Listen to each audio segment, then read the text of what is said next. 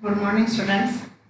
ये हमारे चैप्टर का लास्ट बिंदु है हाइजेनबर्ग का अनिश्चितता का सिद्धांत। ये आपने केमिस्ट्री में भी पढ़ रखा होगा। हाइजेनबर्ग का अनिश्चितता का सिद्धांत क्या है, वो उन्होंने ये बताया कि किसी भी क्षण एक ही समय में स्थिति और संवेग दोनों का एक साथ एक ही दिशा में यथार्थता पूर्वक निर्धारण संभव नहीं होता है। अर्थात एक ही समय में हम दो राशियों का एक साथ निर्धारण नहीं कर सकते। उनका मापन जो है वो सीमित होता है। हम या तो स्थिति का एग्जैक्ट अगर अपन पता करते हैं तो संवेग का एग्जैक्ट पता नहीं होता, और इसी प्रकार संवेग अगर एग्जैक्ट मान पता चल जाता है तो स्थिति का निर्धारण हम नहीं कर सकते। तो ये है अनिश्चितता, मतलब निश्चित नहीं होता, उसको अपन कहते हैं अनिश्चितता। तो इसका जो सिद्धांत है वो ये है, इस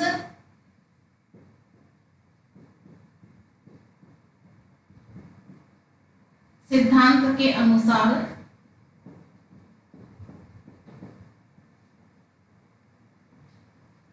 किसी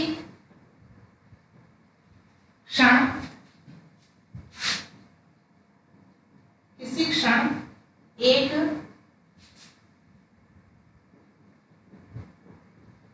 बिंदु पर कण की स्थिति व संवेग का एक साथ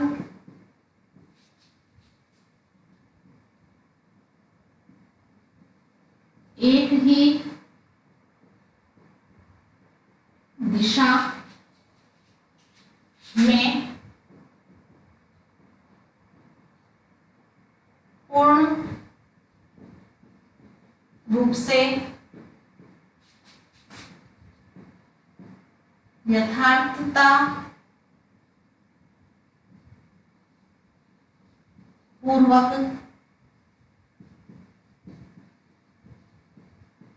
निर्धारण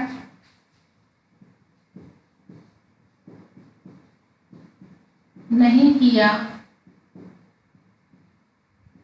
जा सकता है। यही हाइजेनबर्ग का अनिश्चितता का सिद्धांत है। अब यहाँ पर स्थिति में परिवर्तन अगर अपन डेल्टा एक्स लें और संवेग की एक दिशा में एक्स दिशा में, मान लो स्थिति में परिवर्तन डेल्टा एक्स ले रहे हैं, तो उसी दिशा में संवेग में जो परिवर्तन है वो डेल्टा पी एक्स हो जाएगा। तो उन दोनों का जो गुणनफल है, उन्होंने एक बात और बताई कि यदि स्थिति में परिवर्तन डेल्टा एक्स, तो एक्स दिशा में ही संवेग में परिवर्तन लेना पड़ेगा। तो स्थिति में परिवर्तन डेल्टा एक्स तथा उसी दिशा में संवेग में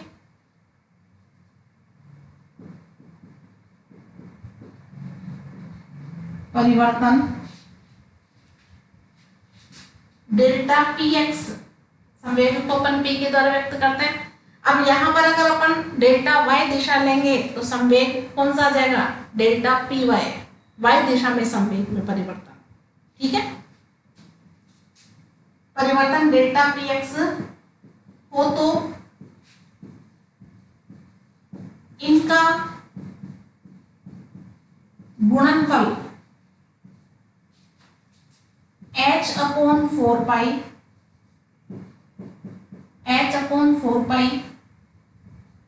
से कम नहीं हो सकता है या नहीं होता है। अर्थात डेल्टा एक्स गुणा डेल्टा पी एक्स हमेशा बड़ा या बराबर होगा। बराबर हो सकता है, उससे बड़ा हो सकता है, लेकिन h/4 से कम नहीं होगा। ठीक है, और यहां पर चूंकि एक h क्रॉस ये सिंबल होता है, इसका मान क्या होता है h/2 h लिखकर उसको अगर काट देगी, एक नया नियतांक है, इसका मान कितना होता है h/2। तो इसकी जगह h/2 की जगह अगर h क्रॉस लिख दें तो नीचे 2 बचेगा ना। इस 4 है, 4 को 2 गुणा 2 लिख दो। 4 को क्या लिख सकते हैं 2 गुणा 2। तो यहाँ h/2 की जगह तुमने क्या लगा दिया h क्रॉस, और बटे में एक 2 बच जाएगा। तो यह आ जाएगा delta x dot delta P x बड़ा और बराबर है h क्रॉस बटा 2 के।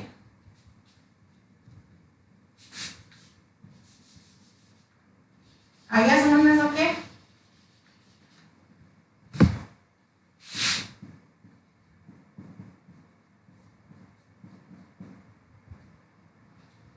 तो यहाँ पर h/2 की जगह तो हमने h क्रॉस लगा दिया और ये 2 नीचे बच गया। तो यहाँ पर ये जो राशि है इसको अपन y के रूप में भी लिख सकते हैं, delta y dot delta P Y. तो इसमें राशियों के जोड़े होते हैं, उन राशियों के जोड़ों में ही एक युग्म बनता है राशियों का, भौतिक राशियों का। उन युग्म में ही, और ये प्रत्येक राशि के लिए नहीं होता कि हम वेग और त्वरण ले लें या संवेग और वेग ले लें। ये एक निश्चित युग्म होते हैं भौतिक राशियों के। उन युग्मों में ही उन दोनों भौतिक राशियों का मापन सीमित होता है और एक ही स्थान पर उसी क्षण पे एक ही दिशा में दोनों का मेजरमेंट हम नहीं कर सकते। ठीक है ना, निश्चितता नहीं रहती, जिसको अपन कहते हैं अनिश्चित होना। बात समझ में आ गई? तो ये हाइजेनबर्ग का अनिश्चितता का सिद्धांत था। लेकिन यहाँ एक बात और भी है कि यह हाइजेनबर्ग का अनिश्चितता का सिद्धांत केवल सूक्ष्म कणों के लिए होता है। क्यों? क्योंकि जो बड़े कण हैं, जो भारी कण हैं, उनका संवेग और उनका द्रव्यमान दोनों ही ज्यादा होते हैं, तो उनमें अनिश्चितता का सिद्धांत जो है वो लागू नहीं होता। तो यह है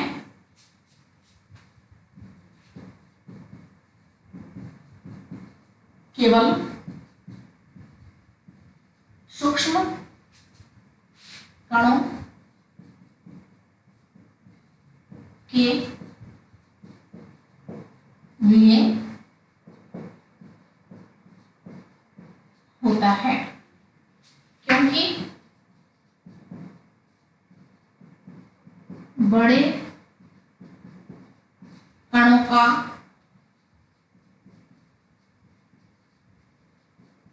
द्रव्यमान व संवेग अधिक होता है। तो ये हाइजेनबर्ग का अनिश्चितता का सिद्धांत है। ठीक है, अब आपका चैप्टर तो कंप्लीट हो गया। अब इसके जो न्यूमेरिकल हैं वो यहाँ पर मैं पूरी जो है कैलकुलेशन यहाँ करके आपको नहीं बताऊंगी, क्योंकि बहुत टाइम लग जाएगा। मैं केवल यहाँ फॉर्मूले बताऊंगी, क्या वैल्यू दे रखी है यहाँ पर वो बताऊंगी, उसकी कैलकुलेशन आप करोगे। और जो न्यूमेरिकल आपके आंसर नहीं मिल रहे हैं जिन न्यूमेरिकल के, उन्हीं न्यूमेरिकल को मैं दोबारा बताऊंगी। ठीक है ना, क्योंकि समय अभाव है और स्थिति ऐसी बन रही है कि अपन कुछ नहीं कर सकते। तो इसमें आपको भी थोड़ी सी मेहनत करनी पड़ेगी। आपको फॉर्मूला बता रही हूँ मैं, जो वैल्यू हमें क्या क्या दे रखी है वो मैं बता रही हूँ। आपको फॉर्मूला में मान रखना है और कैलकुलेशन करनी है उसकी। गुणा भाग आपको घर पे बैठ के करना है और आंसर मैच करके और मुझे बताना है कि किसका आंसर आपका नहीं मिला। उसको मैं आपको दोबारा बता दूंगी और आंसर निकाल के बता दूंगी। मैं निकालता, इतनी मेहनत आप करोगे।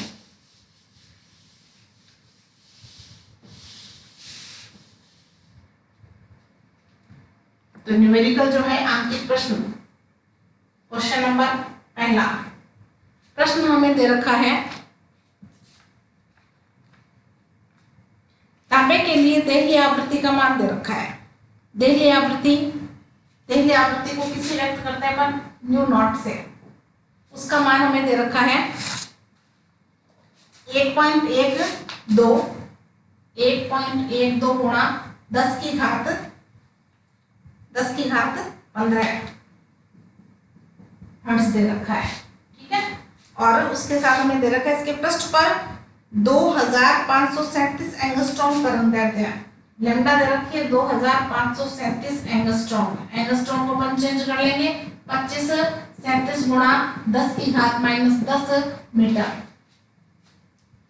ये हमें तरंगदैर्ध्य दे रखी है। इतनी तरंगदैर्ध्य का प्रकाश आपतित करवाया जाता है। तांबे के कार्यफलन और निरोधी विभव की गणना करनी है।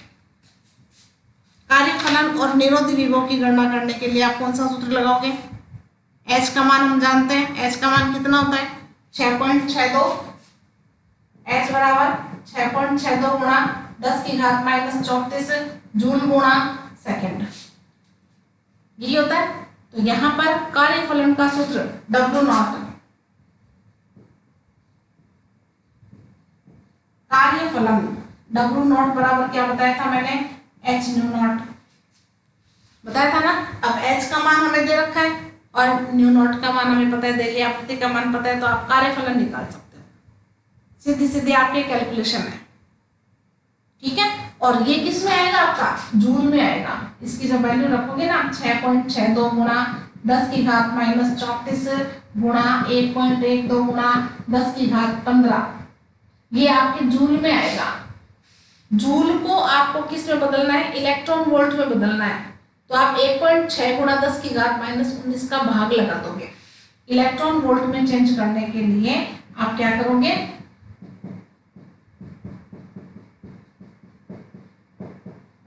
बटे 1.6 गुणा 10 की घात -19, यह आ जाएगा इलेक्ट्रॉन वोल्ट में।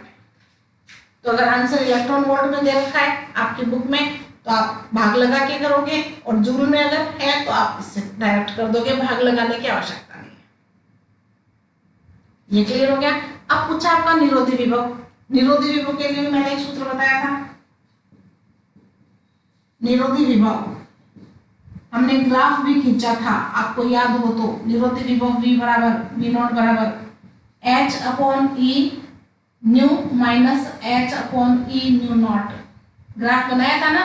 और हमने एक सरल रेखा से इसकी तुलना भी की थी, y बराबर mx + c से, याद है क्या? तो यहाँ पर आपको सभी मान दे रखे हैं। आप H/E को तो ले लो कॉमन, और इसकी जगह न्यू की जगह, क्योंकि हमें लैम्डा दे रखा है ना, न्यू नहीं दे रखा, लैम्डा दे रखा है, तो न्यू को आप लैम्डा में चेंज कर सकते हो। न्यू की जगह क्या लिख दोगे? C/लैम्डा माइनस न्यू नॉट। ये निरोधी विभव आ जाएगा आपका।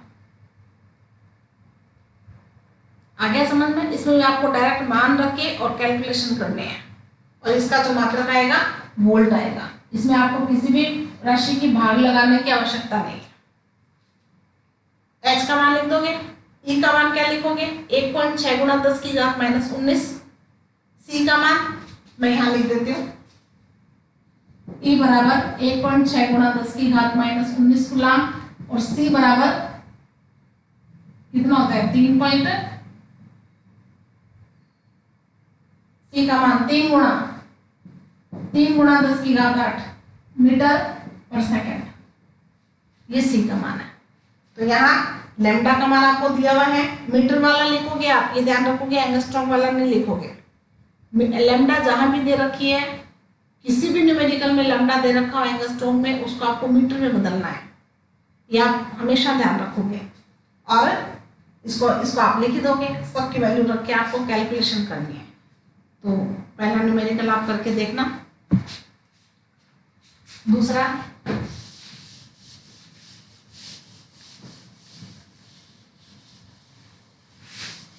क्योंकि यहाँ जब कैलकुलेशन करने लगेंगे तो बहुत टाइम लग जाएगा। सिंपल गुणा भाग है जो आप आसानी से कर सकते हो। दूसरा न्यूमेरिकल है, एक धातु के लिए देहली तरंगदैर्ध्य का मान दे रखा आपको 5675 एंगस्ट्रॉम। देखिए तरंगदैर्घ्य दे रखा है, मतलब लैम्डा नॉट बराबर दे रखा है 5675 एंगस्ट्रॉम। इसको आप किस में बदलोगे? 5675 गुणा 10 की घात माइनस 10 मीटर। और धातु के कार्यफलन की गणना करनी है। H का मान हम जानते हैं, H का मान तो आपको याद ही रखना पड़ेगा, -34 जूल गुणा सेकेंड। कार्यफलन W नॉट बराबर क्या होता है? H new not. यही होता है ना, न्यू नॉट की जगह, क्योंकि न्यू नॉट तो हमें दे नहीं रखा, हमें लैम्डा दे रखा है, तो हमें आवृत्ति को लैम्डा में बदलना पड़ेगा। तो H C अपॉन, लिख सकते हो, H का मान पता है, C का मान, C बराबर 3 गुणा 10 की घात 8 मीटर प्रति सेकेंड। ये C की वैल्यू रखो, तीनों के मान रखो और वैल्यू निकालो आप। जूल में आएगी, ये भी ध्यान रखना। किसमें आएगा ये? जूल में। जूल को इलेक्ट्रॉन वोल्ट में बदलने के लिए क्या करोगे? 1.6 गुणा 10 की घात माइनस 19 कूलम का भाग लगाना है। ठीक है, तो कार्यफलन को आप इलेक्ट्रॉन वोल्ट में ज्ञात करोगे और हमेशा उसमें 1.6 गुणा 10 की घात 19 का भाग लगाओगे। तो ये आपका दूसरा न्यूमेरिकल।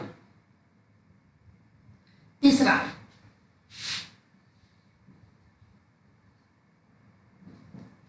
तीसरे में आपको दे रखा है 3000 एंगस्ट्रॉम में 6000 एंगस्ट्रॉम।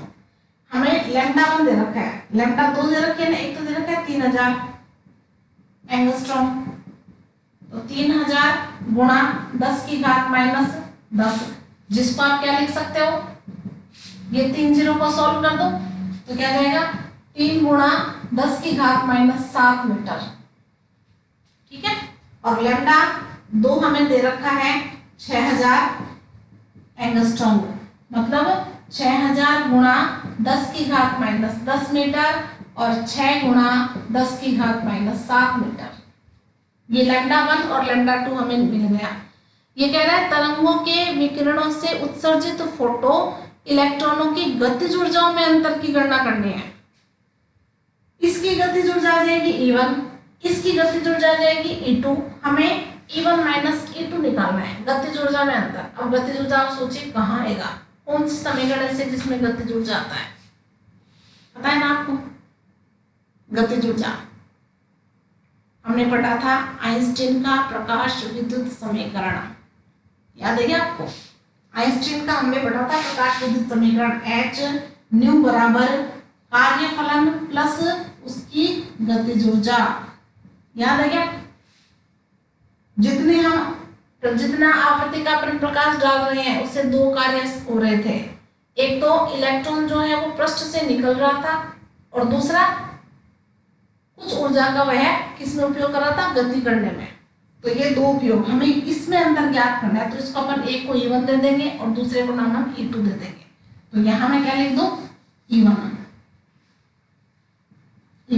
ठीक है, एक बात यहाँ पे आप देखें, यहाँ पे थोड़ा सा आपको चेंज करना पड़ेगा। लैम्डा के रूप में दे रखा है, न कि आवृत्ति के रूप में। लैम्डा के रूप में दे रखा है, न कि आवृत्ति के रूप में। कार्यफलन बदलेगा नहीं। क्यों नहीं बदलेगा? क्योंकि एक ही पृष्ठ पर डाल रहे हैं, तो एक ही पृष्ठ के लिए या एक ही चालक के लिए, एक ही धातु के लिए कार्यफलन समान रहता है, तो W नॉट नहीं बदलेगा। तो यहां पर मैं चेंज करके लिख दूं C बटे लैम्डा 1, ठीक है, बराबर W नॉट प्लस E1। ये तो समीकरण आ गई हमारी एक। दूसरी समीकरण क्या आ जाएगी? HC बटे लैम्डा 2 बराबर W नॉट प्लस E2। ये समीकरण आपकी आ गई दूसरी। ठीक है, अब आपको अंतर पता करना है। प्रश्न में क्या पूछा है कि गतिज ऊर्जाओं में अंतर बताइए। तो अंतर के लिए आप क्या लिखोगे? घटा दोगे, दोनों को घटाने पड़ेंगे। तो आप पहली समीकरण में से दूसरी समीकरण घटा दो, तो समीकरण 1 में से 2 को घटाने पर समीकरण 1 माइनस 2, समझ आओगे ना? समीकरण 1 माइनस 2, समीकरण 1 में से मैं लिख देती हूँ पूरा। समीकरण 1 में से 2 को घटाने पर अब घटाने पर क्या आएगा,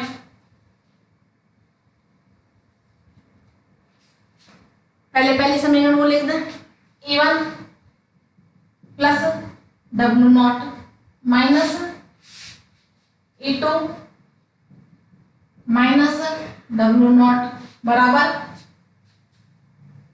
ये वाला साइड ले लिया, फिर बराबर में ये वाला ले लो, H C upon lambda 1 minus H C upon lambda 2।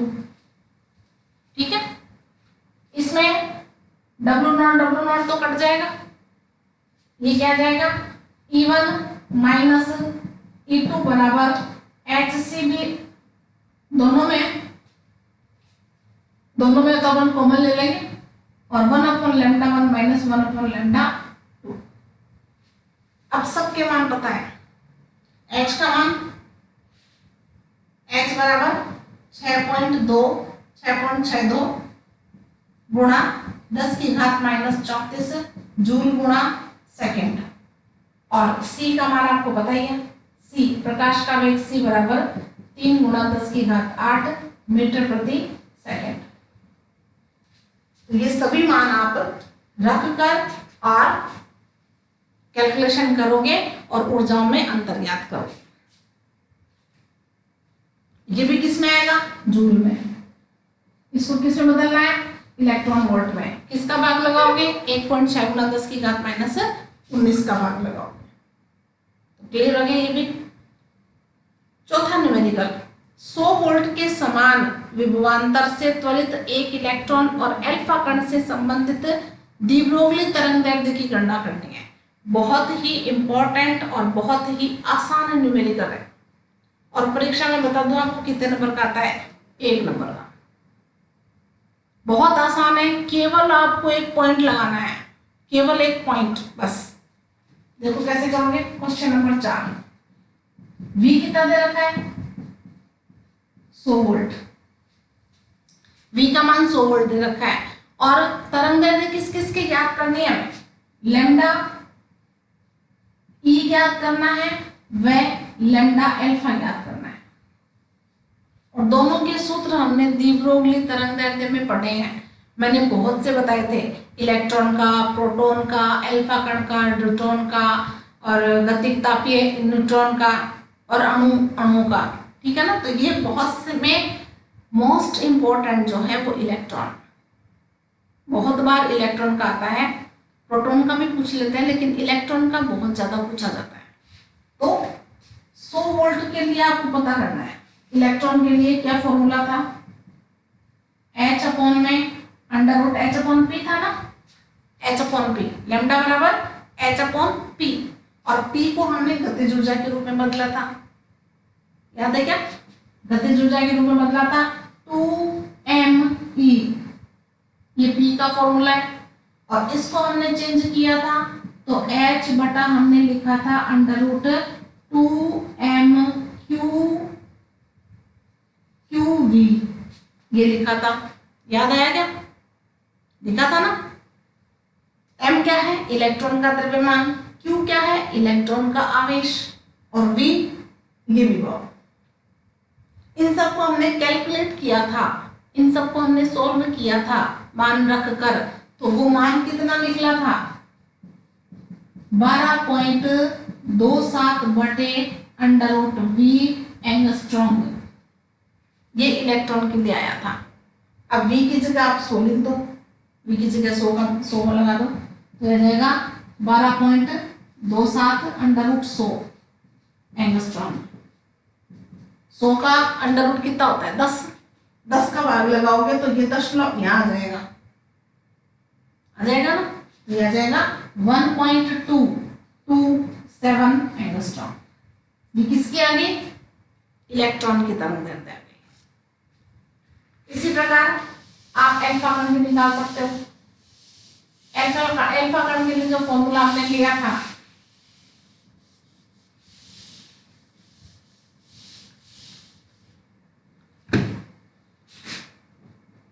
Alpha कणों के लिए था, सेम ही फॉर्मूला है, H upon under root 2m3v, यही था।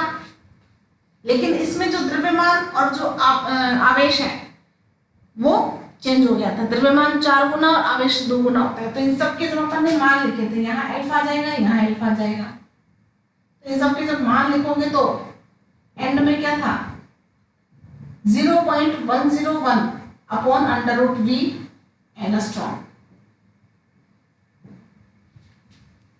ये आया था। इसको आप चेंज कर लो, इसको आप एंगस्ट्रॉम में न दे के आप मीटर में भी दे सकते हो, गुणा 10 की घात -10 भी लिख सकते हो। इसमें वो ये मान रख दो 0.101 अपॉन अंडर रूट 100। इसको सॉल्व कर लो, 10 का भाग लगा दो, एंगस्ट्रॉम को आप मीटर में चेंज कर लो, 10 की घात -10 लिख दो, कर लोगे ना। तो यहाँ पर ये न्यूमेरिकल थोड़ा सा चेंज होके भी आता है। क्या आता है कि आप तरंग दैर्ध्य में अनुपात ज्ञात कीजिए, इलेक्ट्रॉन की और अल्फा कण की तरंग दैर्ध्य का अनुपात ज्ञात कीजिए, ये प्रश्न भी आ जाता है। तो यहाँ तक तो हो गया, ये निकाल लिया आपने ये भी निकाल लिया, ठीक है। वैल्यू कितनी आएगी इसकी 0.01 अपॉन में 10 का भाग लगाओगे तो आ जाएगा 0.0101 एंगस्ट्रॉम। दोनों का भाग लगाना है, दोनों का अनुपात ज्ञात करना है।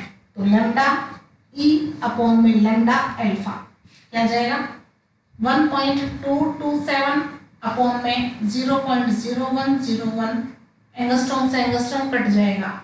ये भी एंगस्ट्रॉम में, ये भी एंगस्ट्रॉम में, तो एंगस्ट्रॉम से एंगस्ट्रॉम तो कट गया और इसका भाग लगा के बता दो कितना है। तो ये अनुपात आ गया समझ में सबके। तो इस प्रकार से ये आपके न्यूमेरिकल 4 न्यूमेरिकल हो गए। तो बाकी के न्यूमेरिकल जो है वो मैं आपको कल बताऊंगी और कल मैं आपको अगला लेसन शुरू करवा दूंगी, ठीक है। तो ये केवल फॉर्मूले बता रही हूँ मैं, आप न्यूमेरिकल के जो कैलकुलेशन है वैल्यू रख के आप कैलकुलेशन करके देखोगे, आंसर 100% मिल जाएंगे आपके। हो सकता है कि आपकी बुक में कई बार न्यूमेरिकल में जो आंसर रहते हैं वो भी गलत दिए हुए रहते हैं, तो ये भी आप विशेष रूप से ध्यान रखना, बहुत ही सावधानी से करना। ये नहीं है कि हमें जो बुक में आंसर दे रखे वही मैच करने पड़ेंगे, ठीक है ना। हम सही हैं, हमारा फॉर्मूला सही है, वैल्यू हमने सही रखी है और हम कैलकुलेशन अगर सही कर रहे हैं तो आपका आंसर भी जो निकलेगा वो बिल्कुल सही निकलेगा।